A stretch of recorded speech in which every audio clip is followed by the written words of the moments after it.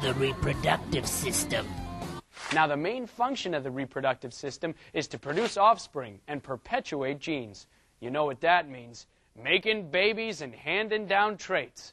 But in order to do this, both males and females need certain organs. So before we go into the specifics of male and female anatomy, we'll give you a brief overview of the most important organs. And now, the gonads, purveyors of life.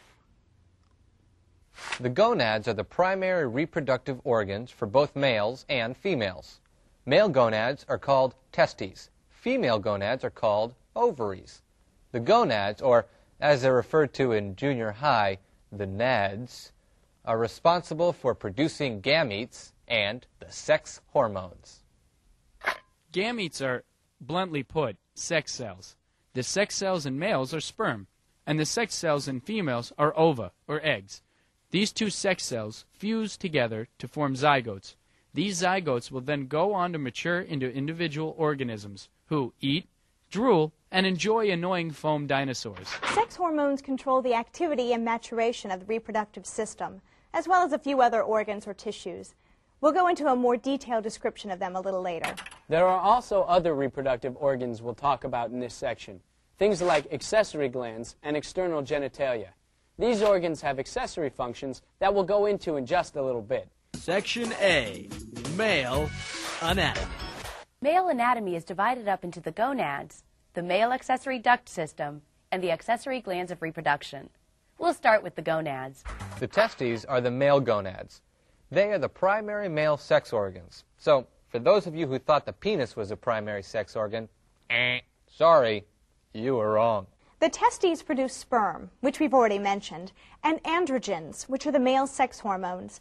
The most dominant male sex hormone is testosterone. Testosterone. Testosterone is the male hormone that's in charge of reproductive maturation, puberty, the male sex drive, or libido, and last but definitely not least, normal sperm production. Testosterone is even in charge of such Peter Brady-esque secondary reproductive characteristics as the deepening of the voice. And now, the male duct system. Catch the wave. The male duct system puts the duct in reproductive. They're what make easy, inexpensive sperm travel possible. The male duct system transports sperm from the testes to the outside world. All told, the duct system is made up of 4 parts: the epididymis, the vas deferens, the ejaculatory duct, and the urethra. The epididymis is a coiled tube about 1.5 inches long and is found on the posterior surface of each testis. The epididymides receive immature sperm from the testes. The sperm mature and learn to swim as they wiggle through the epididymis for about 20 days. After leaving the epididymis, the sperm enter the vas deferens, a tube that is about 18 inches long. The vas deferens, along with muscle, blood vessels, and nerves, makes up the spermatic cord. The vas deferens ends in an expanded section known as the ampulla. The ampulla forms part of the ejaculatory duct, the next duct in the duct system. The ejaculatory duct is formed by the union of the ampullae and a duct from the seminal vesicle, which is a male accessory organ of the reproductive system. We'll give you the details on the seminal vesicle a little later on. Now, the ejaculatory duct passes through a structure called the prostate gland and eventually empties into the urethra.